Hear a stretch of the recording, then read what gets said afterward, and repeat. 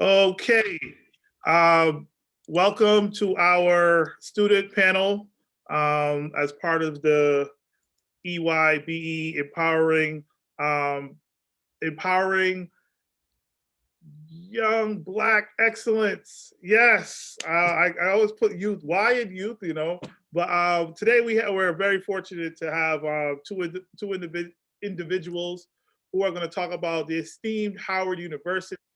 Um, so this is a recorded session. We want this session to live at EHS for a very long time. So all the information we get today will live in our EHS Black History Month, but and beyond type history. So without any further ado, I'm going to ask Ms. Walls to introduce herself. Hi, I'm Miss Walls. I'm one of the guidance counselors at Everett High School. I'm also one of the co-advisors to EYBE, so it's Empowering Young Black Excellence. I said that.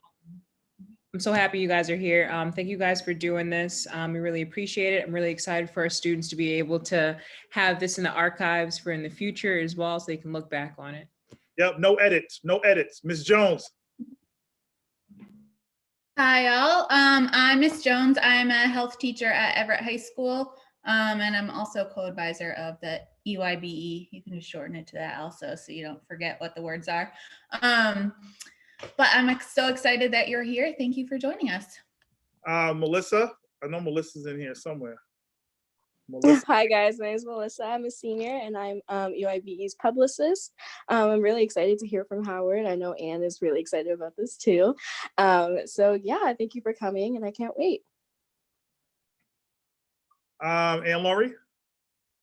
Hi guys, my name is Anne Laurie. I am a senior. I am EYBE's founder and president, and I am really excited to have both of you guys here for us, and we can't wait to hear what you guys got for us. Thank you. All right, so I'm going to introduce the first young lady, and then Anne Laurie will introduce the second young lady, and then the students will take it over from here. This is a young lady who's never missed a day of school. Since she's never missed one day of school ever. She went to Brockton High. If you like Google her story, it's pretty cool. Her father's one of my best friends, so he can't stop talking about her. And for me, this is actually one of the first times I really got to interact with her, other than when we went to pick her up from Howard last year. But she's just an amazing young woman, and she's definitely someone that I wanted. She's the first person I thought of when Anne Laurie got into Howard. So I'm just want to say what's up to Jayla Smith, and introduce yourself really quick. Hello, everybody. I'm Jayla. I'm a sophomore nutritional science major, chem and bio double minor from Howard University. You got more minors in the kindergarten. So even though this will also be shown live on the EPS website as well. Anne Laurie, your show. All right, Mara, you want to introduce yourself to the people first before you say it? Sure. I'm Marette. I'm a senior. I'm the secretary for EYBE, and I'm really excited to be here. And I'm excited that you guys are here as well. All right. Cheris, do you want to introduce yourself? Thank you. Yes, so hi guys, my name is Karis Haynes. I am a freshman biology major, chemistry and political science double minor from Covington, Georgia, and I also attend Howard University. All right, I guess we can begin. It's Karis, by the way, not Cheris. Yes. I always tell people, like, phonetically, it looks like Charis, Charisse, all of that. So it's not really like you're wrong for saying that. So it's on me, it's on me. I guess we can begin. Oh, go ahead. We could begin. I don't know who wants to go first. I was gonna ask Jayla, did you want to go first? Well, all right, so I'm gonna start off with a prompt, actually. Okay, nice. So I want to know, between the two of you, y'all got more majors than the Army. So I want you guys to explain to our students, y'all like my metaphors, they're tough, I know. I want y'all to explain to the students, starting with you, Jayla, what all your major and both your minors are all about. Okay, so pretty much I am in the college called CNAS. So it's the College of Nursing and Allied Health and Sciences. So being a nutritional science, it's pretty much, you know, focused on nutrition. So out of that, you can be a dietitian, or it's an easier way to be just pre-med, like basic pre-med or pre-dentistry. So my major is nutrition.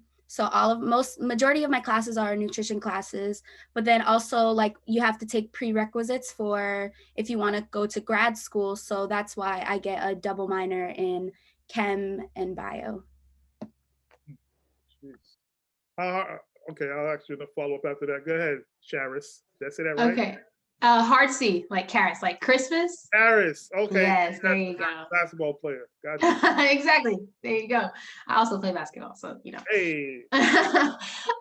So I'm a biology major. I'm on a pre-med track, and actually within Howard's biology major, you take enough chemistry classes where you automatically have a chemistry minor. So I'm not really doing anything extra. I'm just taking what they give me. So I'm on a pre-med track, and my ultimate goals are to get an MD, PhD in public health and to become a surgeon. And I really want to focus on improving community health standards and work with developing health policy, which is where the political science minor comes into play. Jeez. I mean, all right. I mean, I'm just an educator. Sorry, you know. So so talk to us really quick about and I'll start with you, Karis. I know you've been online strictly with Howard, but do you still feel like you got a different experience? I feel like as a freshman, I don't know, I didn't know you last year, but I feel like there's been some maturity there that popped off. So what's that like so far? I would definitely say, coming from the curriculum itself, attending Howard positioned me to learn so much about Black history. And I learned more. I did a summer program through Howard, and I learned more in those 5 weeks than I did about Black history in high school at all. And what I really love is that you don't have to compromise excellence in education by going to an HBCU. And they also focus on teaching you about your history, your ancestors, and it really positions you to realize what how big of a great mark you can make, just like your ancestors have done. And as far as discipline and maturity, oh my goodness, being a bio major on a pre-med track from day one, it's all about discipline because you're taking so many classes with science and math, and you have to stay on top of it because they're moving faster, and it's really up to you. Like, teachers aren't staying on top of you. So it's definitely been maturity just because, you know, you have a biology major, and I've had a really enjoyable experience so far. Wow. And are you West Indian? Is your family West Indian? I saw the last name Haynes. No, we're from like South Georgia. Yeah. Okay, South Georgia. Yeah. Close enough. Jayla, so given that you had the on-campus transition into the remote learning piece, how's it been? How is Howard being on the campus? I actually think that with Kara's being here, she wants to know too. On campus is definitely a different experience, like completely different than I've ever experienced in my whole life. Like she said, like you have to be very disciplined, like you're responsible. It's completely different from high school, even what your teachers would tell you in high school about like everything relies on yourself. If you don't want to go to class, if you don't want to put in the work, then you won't do the work. I had a roommate that she didn't want to do any of the work and she got put on probation by the end of the first semester. So you have to be very disciplined and very motivated to want to proceed, want to do good in classes. And if not, then you won't. There's nobody to sit there and say, Jayla, you need to go to class every single day. You want to go for yourself, but also your professors make you want to go. Being on campus, you have more time like to sit there and spend with your professors. Like some of our professors are open and they give us our phone numbers. Like I have 2 of my professors' phone numbers this semester because she's like, I'm at home, call me whenever. They're like our friends, but not our friends, obviously. They're our professors, but they want to see us do successful. So she's like, if I'm in a chemistry class, so she's like, if your math isn't up to par with the courses, then you can FaceTime her whenever and she'll sit down and help you. And that's the same thing on campus. I had this professor first year when I was taking Chem 1, Professor Cummins. I'll never forget him. He still emails me, talks to me almost every single day to make sure I'm doing good, pushing me forward.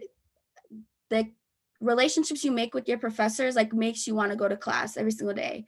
So you have to be disciplined, but also your professors make you and encourage you to do good in classes. So How does that like?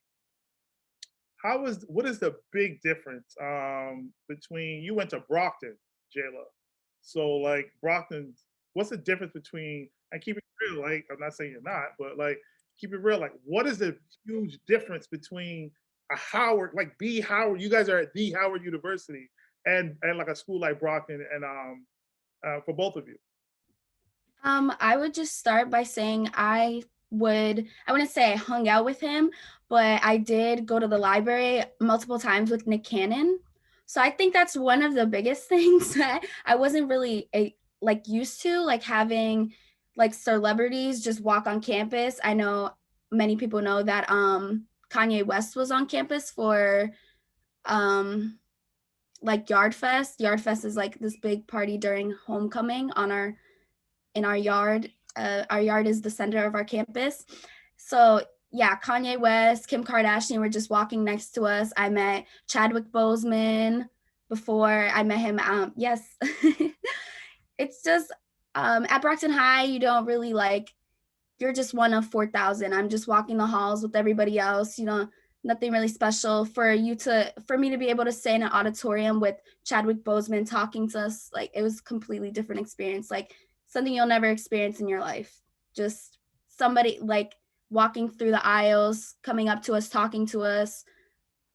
Like it's great. Like to see what I can be. I can be as great as them. Right. I went to Howard Homecoming for 7 straight years, and I couldn't believe one time Terrence Howard and Lance Gross, they were in the McDonald's with me, and we'll get into the McDonald's later. I don't even like McDonald's, but I know at Howard that's just where you got to be. That's just where you got to be. Karis, my question for you is, what made you pick Howard? Were you right about it? Was I right? I'll tell you right now. Yes, I was very right. And I picked Howard because one, I really wanted to go to school in Washington, D.C. because I'm really trying to get my feet wet as far as getting into policy and seeing, working in the House of Representatives, Senate type of thing. And also I wanted to go to an HBCU, and Howard is, some of you may know, called the Mecca. So it's just like Howard students will tell you they go to the best HBCU in the world. And also, I was given a full scholarship to Howard. So finances were definitely talking as well. So it all summed up for me to go there. But I will say, I have more reasons. It's almost like I got more reasons for choosing Howard after I chose to go to Howard, because like through my experience, just with learning and just seeing so many Black student achievers, it's just been really inspiring, because I came from a predominantly white academic institution.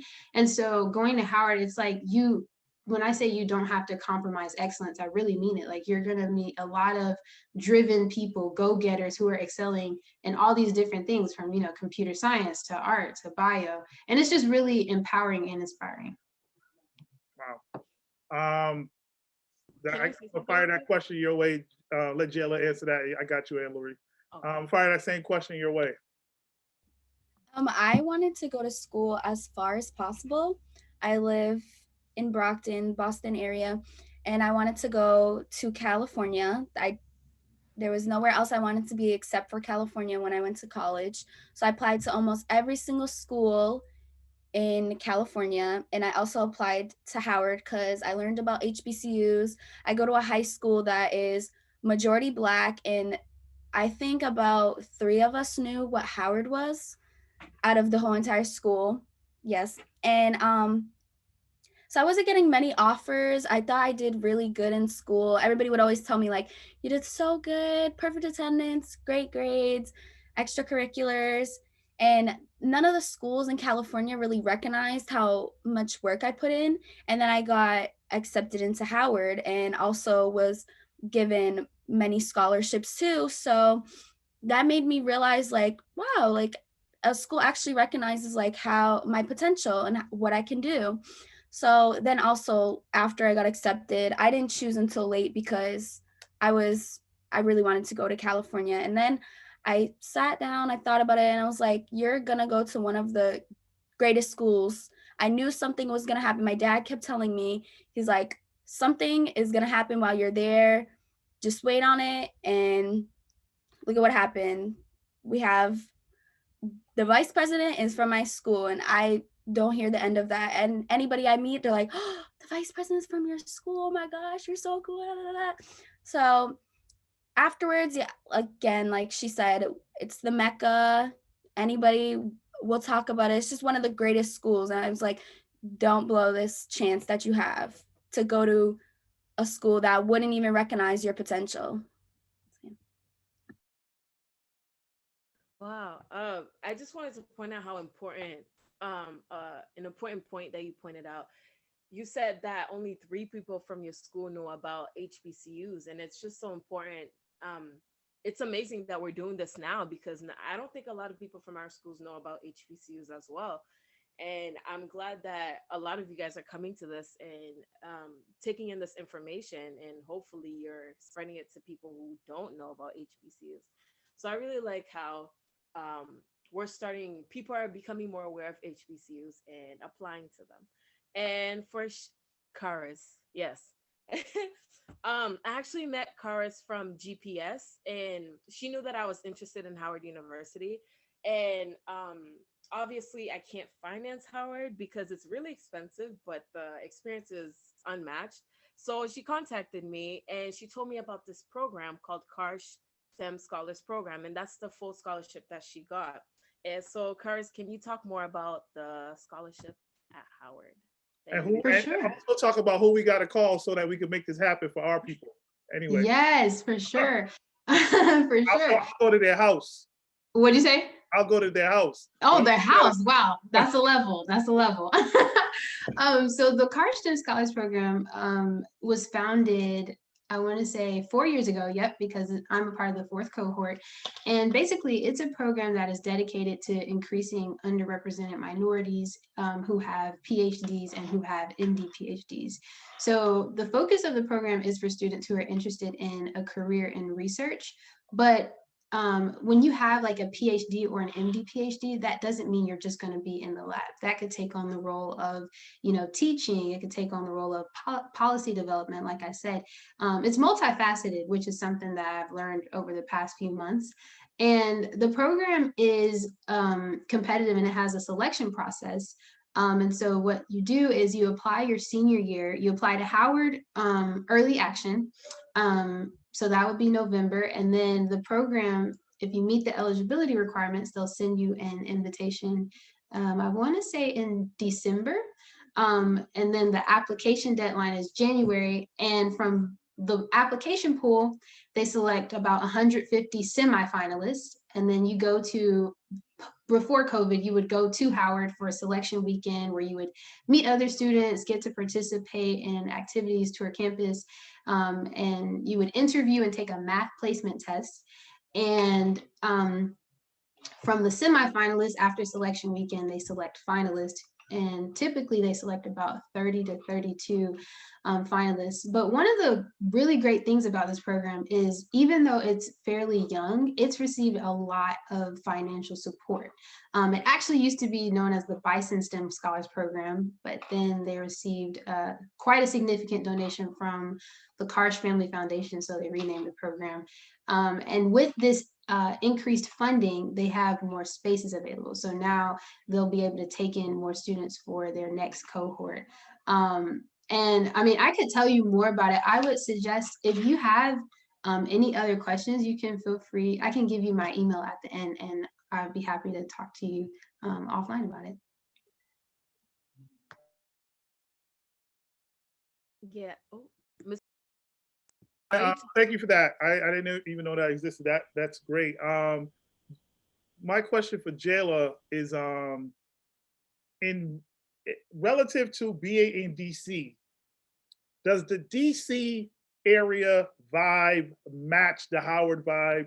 I love DC. I lived in DC for almost a year. I'm always saying probably my next stop, if I ever leave Everett, I'll probably go in the DMV area. But yeah, how is in relative to being in DC? Do you like DC or just like Howard or DC Maryland? What's that like? I'm gonna be honest, I didn't really go off campus much because Smart move. you're on campus, you don't want to leave. You don't want to ever leave. I didn't want to leave campus ever. There wasn't much exploring except for if my dad came and picked me up and made me go explore. I do like exploring DC. It is fun, but being off campus is like I just want to go back. I never wanted to leave ever just because the friends I make, I still talk to my friends. Okay, so when I first got to Howard, before you even get into Howard, you're put in many, many group chats. So many group chats with like, you have 6, 7 group chats on your phone. And most of them will stick until you get on campus. And I had one group chat with about 20 people in it that also was, with another group chat with another 20 people in it, just to make friends. And then we all got on campus. We're all friends. I talk to those people still every single day. Those are like my best friends now. 40 friends that I made before I even was on campus. I still talk to every single day.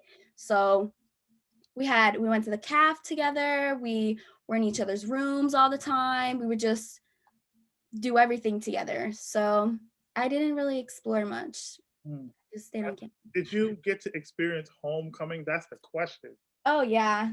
So we need to know, even Karis, right? We need to know the experience of homecoming. I can't give you guys my version because I just can't. I like my job, but I would love to hear your experience with Howard homecoming, which is amazing. Top 5 events on earth. Yes, best experience ever. So homecoming, I did miss. There's this big I don't know what to call it, a pep rally kind of in the gym that trends a lot on Twitter. Sometimes you'll see that video on Twitter is everybody like swag surfing or them dancing in the middle and stuff that trends. Yeah, I missed that. And I'm so upset I missed that because I went home that weekend because homecoming is a whole week long. So there's a fashion show, there's a bunch of different things. So I went to Yard Fest from, I think the first act went on at like 8 in the morning until I think it ends at 3 or 4 or 7-ish. I don't know. I honestly don't know. But I was there all day and it's the most people I've ever been around in my whole life. Like you're so close to people that people were like breaking their ankles. It's just a great experience. Dangerous, but great experience. It's just a big concert in the yard. That's Yard Fest. It's a big concert. I saw Dave East like real close to me. Who was the baby? He came and he was trying to get to the flagpole. Also something that trended on Twitter. He was trying to get to the flagpole and jumped into the crowd, and then Yard Fest ended because he was just so close to us. It's crazy. There's so many people. But yes, Yard Fest is definitely the best experience. I'm mad that, we didn't get to have homecoming. Well, we did have homecoming, but it wasn't good this year. But being on campus in Yard Fest, so after you have Yard Fest, which is just a big concert, everybody goes to like the clubs in the area. I don't really remember the names, so I have a bad memory. But at the clubs, the artists were there. So then DaBaby was at the clubs that we were at after we had just seen him like super close to me, breathing on me. 5 seconds ago, you're in the club with DaBaby. You're in the club with Sweetie. It was just so crazy. And then afterwards, I hate the Kardashians, just being honest. But seeing Kanye West and seeing Kim Kardashian and, very problematic, at the time, all the time. but seeing them in person and listening to the choir was probably one of the most humbling or out of body experiences. They were singing so loud and so beautifully. Like, I would pay all of the money, I would give away my house just to hear their voices, minus Kanye and the rest of the family. The choir was amazing, the best part of homecoming altogether. I love that. And I'm very upset that we didn't have that this year. That choir itself it's literally like, it literally makes you understand why people fall out in church. Yes. It literally makes you Screaming and- understand why people start fluttering like fish in a church. It's absolutely unreal. And I want to touch on a point that Karis brought up earlier about learning about Black history. Put us on. What did you learn that what did your high school not teach you about being Black that Howard has? I would say the first thing for me is a lot of focus is put on Black people beginning at slavery on forward. And nobody really focuses on all of the things that Black people were doing in Africa before slavery. Can I stop you? I've been Yes. saying this to you guys.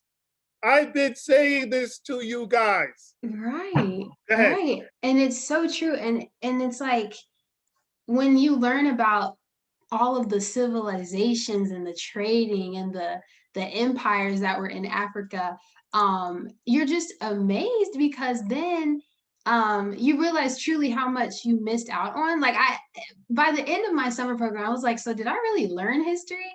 I feel like Western education is told from a certain perspective, and is told from, you know, I would say kind of Eurocentric perspective, because it focuses a lot on Europeans and the people that they interacted with. And yes, you'll highlight certain interactions with with the people groups that were around the world. But even something like Christopher Columbus, he discovered America. If people lived in America, how could he discover it? You know, so it's like, I think the biggest thing that I really learned was just that my history doesn't begin when the slave boat first got to America. It began long before that. And so I would encourage you guys to just look into that in your free time, you know, if you're interested, or go to an HBCU and they're definitely going to tell you. Wow. I'm going to try to shut up for a little bit because I got a Rolodex full of questions. So any students who want to ask Karis or Jayla any questions, you could go ahead, or you could put it in the chat, or send it to myself, Ms. Walls, or any of the UIB folks. I have a question. Well, a question from the kids too. They were wondering, what are some of the extracurricular activities that you guys are involved in? Well, I know like you didn't have the freshman campus experience, so maybe this one would be geared a little bit more towards Jayla. But what were some of the extracurriculars or just activities that you got yourself into once you got on campus? Okay, so some of the things that I'm not officially a part of any organizations. There are so many organizations that you could be a part of. The timing to leaving actually like halted that and stopped many of them from like continuing, or there's always processes to Howard's organizations. Organizations are very exclusive, I should say. So you're not speaking about them. Organizations aren't really talked about unless you're in the organization. So for example, actually, I'm not going to talk about that. Organizations are very exclusive and you not really spoken about on campus, and you'll learn about that before you speak about it, before you wear an organization's colors, participate in organizations. But there's many, like the fraternities and sororities are always active on campus, always out. Like if it's super hot outside, they'll be passing out like ice cream, or just strolling through the yard. And yeah, organizations are very exclusive, and I learned my lesson. Were there any clubs that you were part of? I'm sorry. Were there any clubs that you were part of? Yes. That super group chat she's on. Oh, my chat. That's what you're putting down. Did you join any clubs though, or anything? I did. I played soccer. We got this. There's not very many sports like intramurals when I first got there, which bothers me because I am addicted to playing soccer and basketball, more soccer. So there wasn't very many. There wasn't a like for sure intramurals team. So we just would meet on like the field and play soccer as long as like the soccer team and the football teams weren't practicing. So it's kind of a club like we started, but it was like we didn't get to be able to like make like our forms and fill out our forms because we left campus. But that's kind of a club that I was involved with that we didn't really make a club. Okay. Karis, this one's kind of geared a little bit towards you. Since your first year has been virtual, I guess like have they reached out to you guys about any like virtual clubs, or has there been anything that you've had a chance to get involved in? Yes, I was actually going to say that the club and organization involvement, it's different, but it's still very possible. Jayla can tell you more about this, but from my understanding, during freshman week, Howard has something called a Taste of Howard, and it's basically where you get to see all of the organizations, all of the clubs, and there are truly lots, like for anything or any interest. And also, even if there is no club or organization for your interest, Howard makes it very, I won't say easy, but they're there to help you create your own club and organization. So they're open to new ideas, and that could be leadership for you, and also, you know, you getting to create a space for people who relate to you with that specific interest. So for me, I applied to intern with Howard's student government body, so the Howard University Student Association Senate, or HUSA Senate. And so I'm currently interning under the Senate, getting to see how they make legislation, how they translate student concern into executive action, that type of thing. And then also I was going to say, two of the things that I think of that I would have done if I were on campus would be to play club basketball or intramural basketball, kind of like what Jayla said. And also Howard has something called alternative spring break, which is where they pay for you to go to a destination in either the United States or somewhere in the Caribbean, and I think one country in Africa, but they pay for you to go on a community service trip during spring break. That's why it's called alternative spring break, because instead of going home, you're doing community service. But it's a great way to travel and get to serve people. But they definitely, circling back to the question, they definitely make avenues for you to become involved even in a virtual environment. Just to add on to that really fast, they also send us emails every hour, every single day about opportunities to get involved, about opportunities to, you know, be in an organization. Organizations right now are obviously through Zoom, so you can still go listen in to whatever our advisors are very on top of spamming our emails with ways to get involved. And also you touched on like the alternate spring break. Our Howard is very how do I put this? Howard is all about volunteering. When you get to Howard, you will understand the importance of giving back to your community, just giving back to the world altogether to make a impact on the world. So when I was on campus, we volunteered almost every single weekend. We were out doing something as a group. We picked up trash on the yard. You can do whatever, but at Howard, you will be a volunteer. So it's actually very, very fun. So people think that volunteering is like something that is you're forced. Like sometimes schools make it a requirement. You have to do volunteering, but when you go to Howard, they make volunteering so much fun. It is so much fun. It should be something that everybody gets involved in. And so yes, Howard is very, you know, on top of volunteering and giving back to your community. So before I let Melissa ask a question, I got a two-tiered question. Karis, were you able to make friends through during remote learning? That's one, Yes. right? And Yes. and the back end of that question for Jayla is for you to then tell us the different kinds of people from different places that you met and what stood out the most, because people think that the Northeast Black folks are weird. So go ahead, Karis. I was going to say, piggybacking off of what Jayla said about Howard really emphasizing volunteering and giving back, it's very evident even in an online environment. I would say, to sum up Howard, well, their mission statement is truth and service, and that's what they're dedicated to. And their goal is really to make you the best person that you can be, and for you to turn around and serve the Black community, but not even the Black community, but serve the world around you.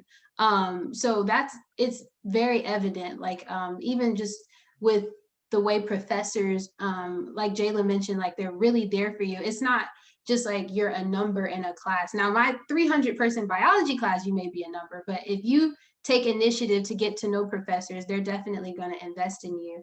And so, like I said, that the ultimate goal for Howard is to make you the best so you can turn around and serve and make the world a better place. And then as far as making friends in the online environment, like I said, I'm a part of the Carson Scholars Program. So I had a cohort and it's 32 of us. So I was able to make 31 friends over the summer, but then also, like Jayla said, pretty much I want to say from the time that you're accepted, you're going to be in so many group chats and there are going to be plenty of opportunities to meet people. And then once you actually get in classes, it's not like unless you want to, it's not like you're going to study alone. So you're going to meet different people in your classes. You're going to be working together on assignments. So the collaboration and the people are definitely still there. You're just interacting via screens for the most of the time. But if you live in the same area, you can even meet up. So it definitely does work out. Yeah, Jay. Well, just to begin, people did not know, all of my friends did not know that there is Black people in Boston, Massachusetts.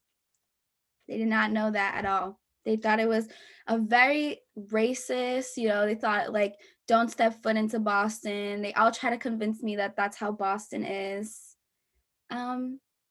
So yeah, that was very annoying to deal with, but yeah. So The friends I made, I have friends all over the country. My best friend, Winter, she lives in California. Most of my friends live on the East Coast, though. They live in Maryland, New York, New Jersey, Virginia. They live all over the place, which I love. Melissa. All right, hi guys. So this is for both of you. Charles, I know you talked a little bit about the spring break program, them sending you to other places and stuff. I wanted to know if you guys know anything about the study abroad programs, like if it's better for a certain major or anything. I was just curious about that.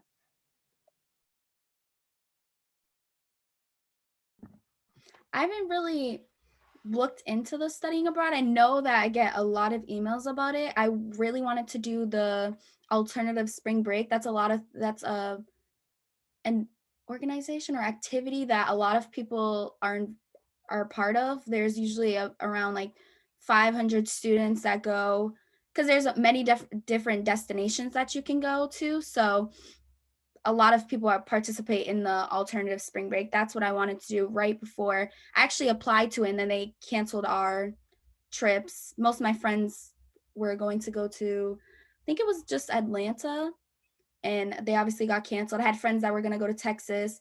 The study abroad, I do get emails about it. I'm not interested in it, so I don't learn more about it, but yeah. I was going to say, I forget the first thing I was going to say. Oh, Howard has a lot of study abroad destinations just across the world. So there are definitely lots of opportunities. And actually, the way it works out is it's actually cheaper for you to study abroad. So it's also really feasible for that to happen.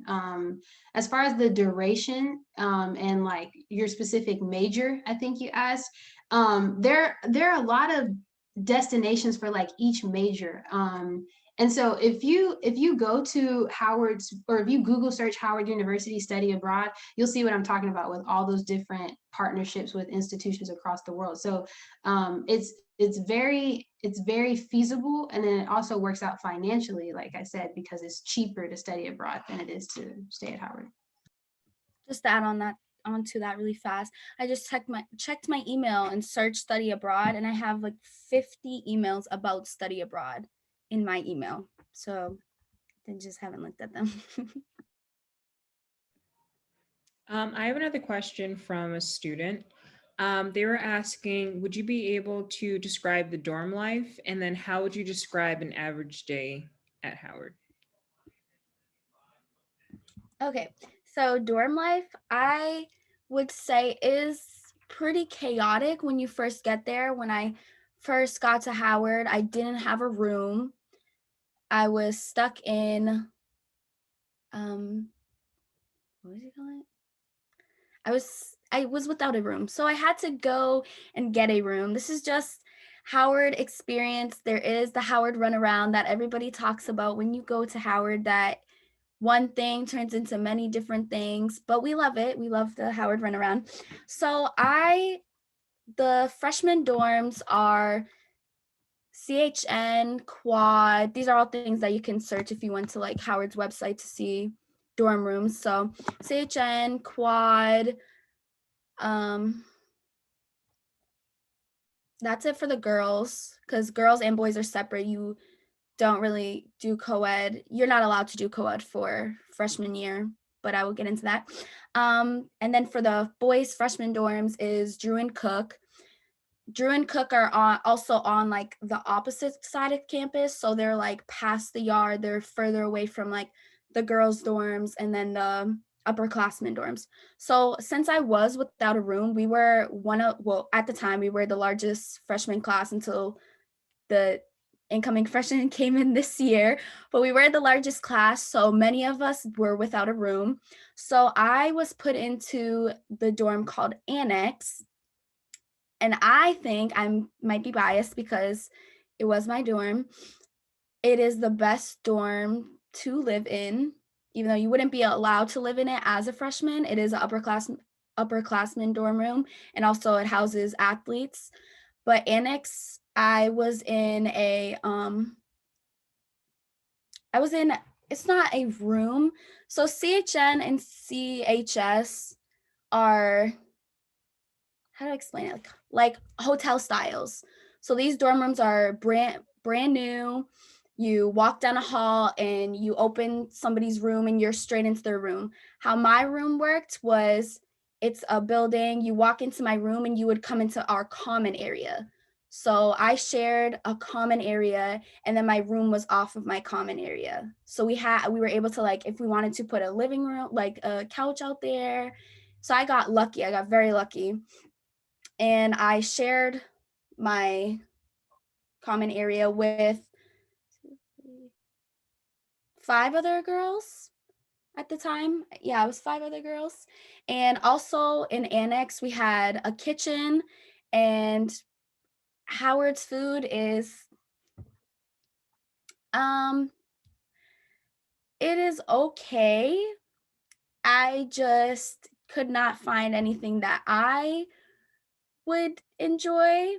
So most of the time, all my friends that lived in the freshman dorms, they would just come to my room and I would cook for them every single day. I cooked almost every single day that I was on campus because I was able to with the kitchen that was on my floor. So I did cook almost every day. The meal plan I would have gotten rid of probably if I stayed on campus. And if I do go back on campus, it's just the food is not for me. So yeah, so every day you would wake up. If you wanted to, you could go to the cafeterias are open majority of the time and you can get some food, or I would just make breakfast. Everybody has classes at different times, like scheduling with advisors. They're very helpful. This semester I got lucky. I only have class on Tuesdays. Don't know how I did it. I have class all day Tuesday though, 8 a.m. to 8 p.m. And then on Thursday I have a 8 a.m. and a 3:40. So other than that, I have, Monday, Wednesday, Friday, Saturday, Sunday to do my work. That's how it was for me when I was on campus. I had classes Monday, Tuesday, Wednesday, and then I had Thursday and Friday off. So I would wake up, eat, go to class, usually have classes like all different throughout the day. You can put class whenever, most of the time, whenever you want. So if you want all classes in the morning, for some reason, when I was a freshman, I chose to have majority of my classes at night. So I did go to class from 12 to about 8 p.m. on some days. I don't know why I did that. Have morning classes if you can. And then most of the time you would meet and have lunch with your friends in the cafeteria, because even though the food is not great, everybody's in the cafeterias. You'll meet upperclassmen, you'll see like frats, you'll see some AKAs or the alphas just strolling through the cafeteria, people just dancing on tables, everybody just having fun. It's just always a fun time. Everybody's connected. You'll sit at lunch with people that you probably have never met before. So that was my everyday. I miss it a lot. I have a Crystal, ask your question. I have a question for the both of you. I was just wondering how your transition, like moving to an out-of-state school, was.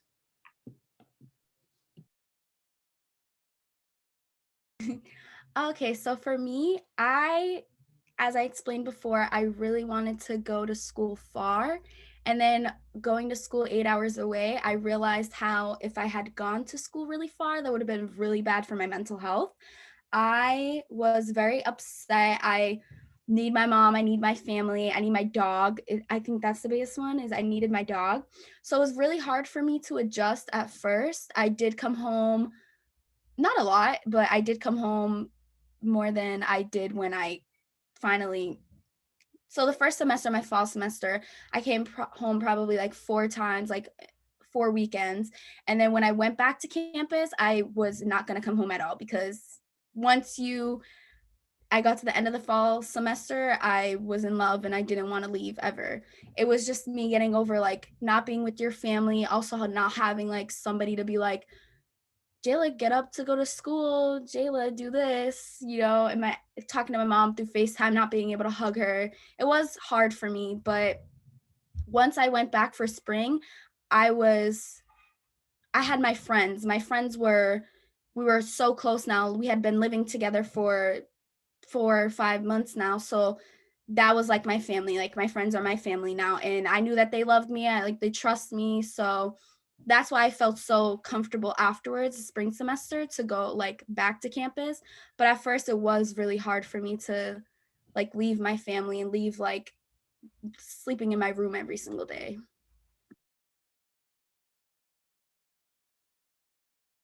Thank you. Okay, next we had more questions. I have another question. So a student is asking, are there any safe spaces for people who struggle with mental illness?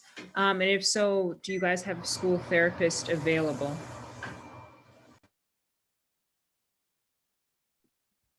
I'm pretty sure we do, but most of the time you could just go to your professors and talk to them. Like I said, Professor Cummings, for me, he was not my therapist. He was my chem professor, but he did help me. Like I would explain to him, like, I'm not feeling 100% this week. I miss my family and I want to go home. And he would just say, like, he would just be so supportive. And you also have your advisors you can email all the time. For me, my experience at first was a little different because I was also a bio major. And at the time they had so many bio majors. So I couldn't really get a one-on-one with my advisors. So I went to another source, which was like my professors. And like I said, your professors will become also one of your friends and one of your supporters too. So there is many people that you can go to for like awareness of like your mental health and keep you in check and keep you motivated and wanting to go to school. Because I struggled a lot the first semester with like being motivated to go to class and wanting to get up to go do work and stuff. But my professors helped me so much with that, with encouraging me to continue and push forward. And also this semester too, a lot of our professors put on like our blackboards, just like the platform we use, like that, like people we could talk to, we could email. Howard gives us a hotline that we could text to talk to someone if we need to, especially the semester being online. I know a lot of us like struggled last semester with like adjusting to having to sit in our room and sit on the computer. So Howard's done a really good job with like updating and giving us ways to like keep our mental health in check. I was also going to say the Howard, I don't know what their department is, but Howard does have a department or a set of people dedicated to helping students with mental health. And as a student, you get, I want to say it's either 4, 6, or 8. I think it's 6 free counseling sessions a semester. So that's something to keep in mind. They definitely recognize how important that is. So they position you with the resources and the therapist on campus at no cost to you. Yeah, I think they call it student affairs. I think that's what it might be. And Laurie? This question is geared toward Jayla more, since we know where Curtis, how she financed Howard, since we know Howard is very expensive. I want to know how you were able to finance Howard University, Jayla. So at first, I think I had said that I was given scholarships, but I was not. I was accepted to Howard, I think almost for full tuition. I think I had gotten one grant about, but I knew that there's ways to not go around that, but to get more money. So I chose to appeal what the decision of them giving me that money, because I think I deserved more than that. Because like I said, a lot of the schools that I got accepted to did not give me anything. So Howard giving me something. So I appealed that decision and I was able to get more. I go to school for not that much, not as much as my brother did in first school in, well, not in state, but almost in state. And Howard is, when you Google Howard, Howard is almost one of the most expensive schools in all of America. It's super expensive. But Howard, all of my friends are on full scholarships or almost on full scholarships. All of us have many grants and are given so much money. So Howard is very, supportive with financing. So there are ways. I would highly recommend, if you do not feel that like what you were given what you were given, I would appeal it. There's forms that you can go through. They did take them down, but I think you could email like financial aid and stuff to get those forms, but I would appeal. Write them a huge letter and stuff explaining your situations, and they're very understanding, because after that they gave me a great amount of money. I got through college on nothing but financial aid appeals, so you let me know, guys. I got y'all. I got the drafts and everything.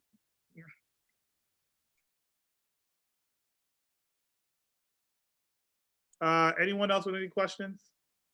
I was going to say something about financing education at HBCUs, and something that Jayla said earlier when she was talking about the schools in California that didn't recognize all of the hard work and effort that she had put in during high school. I was going to say, from my experience with applying to HBCUs and receiving financial aid awards, HBCUs tend to financially recognize the leader that you are, the academic achievements that you've accomplished.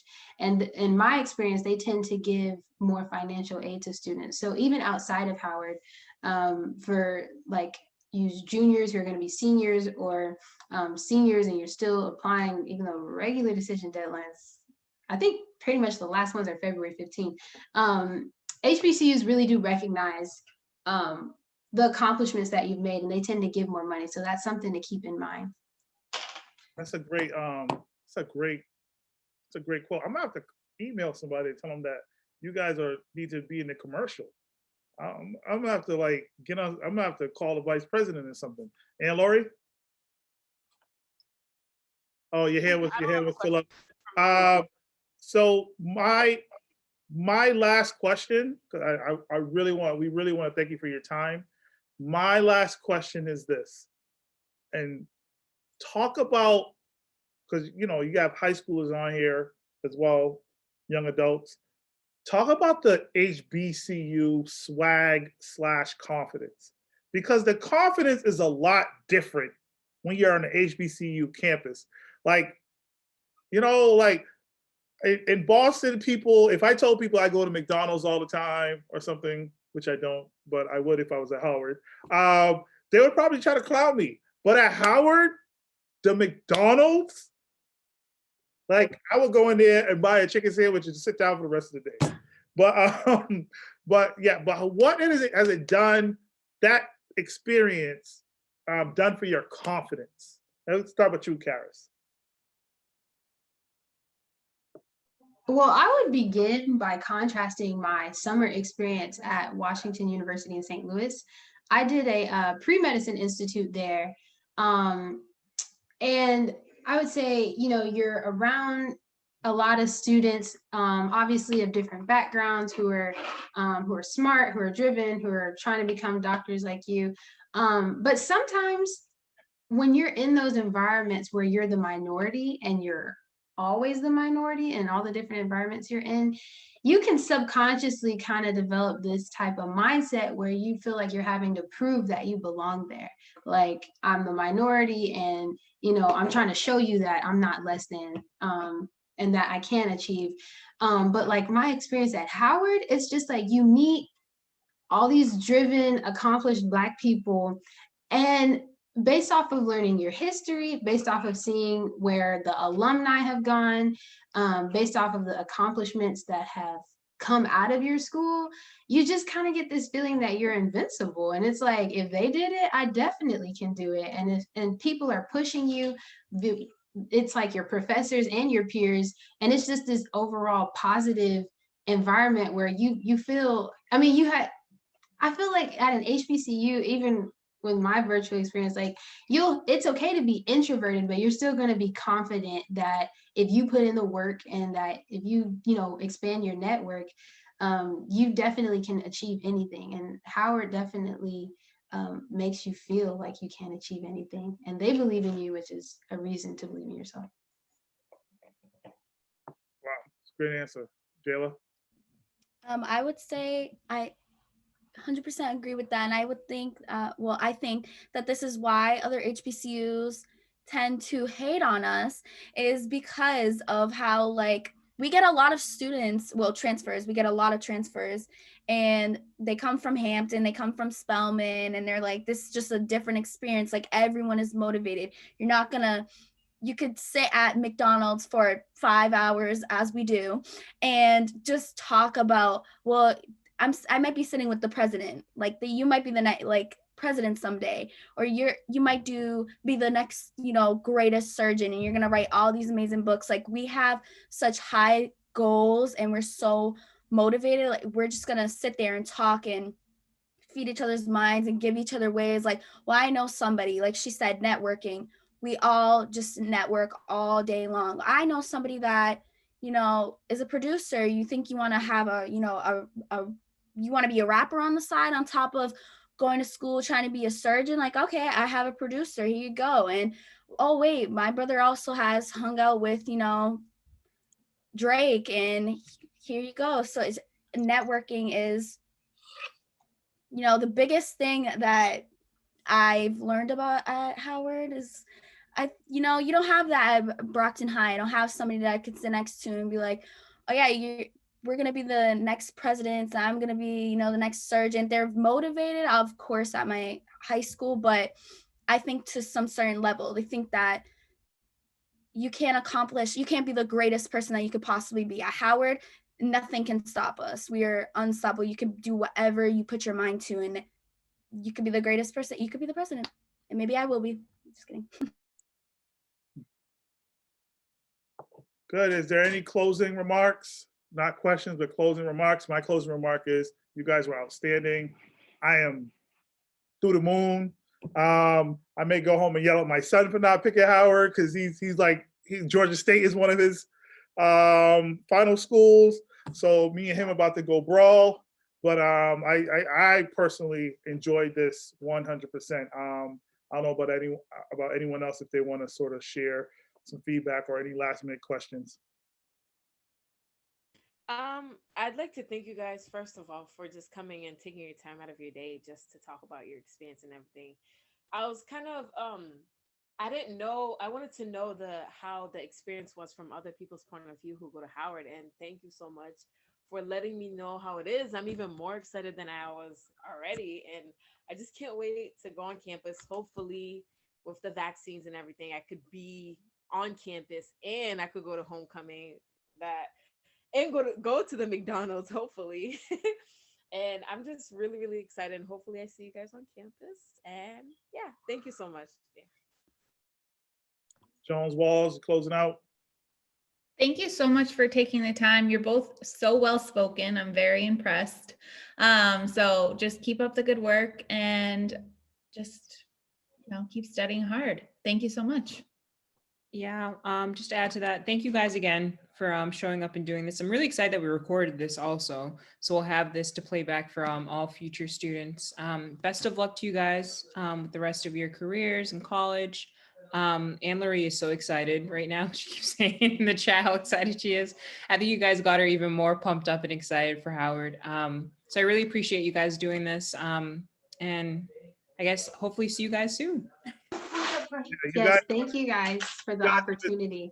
You guys have inspired some freshmen in here who have messaged me, and they're like, how could I get to Howard? And that's what you really want. So we definitely appreciate the two of you guys, and we want to know about your story in the long run. Jayla, I'll find out about you from your dad. But Karis, you too. Like, let's if you guys have any questions, I'll figure out how to link you guys with any students who have any questions, and go to somebody wants to know your email. If you want to leave your email, somebody act crazy, you could just block them. It's okay. But put your email in the chat, and we could close our event tonight. Thank you guys for contributing to our Black History Month. It's just wow. I just got a fresh dose of steroids. That's how it feels, So yeah, so the information is there.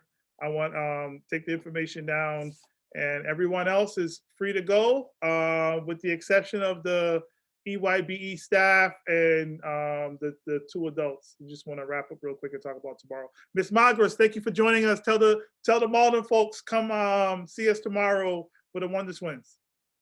Your mic working? Yes, I just need a little bit of leeway to get it to them. So if you could send me the flyers. I got you. I got you. Thank you. See, we love Thanks Malden. for having me. All right. No problem. All right, folks, you guys have a good night. Thank you. See you all. Thank you. Bye.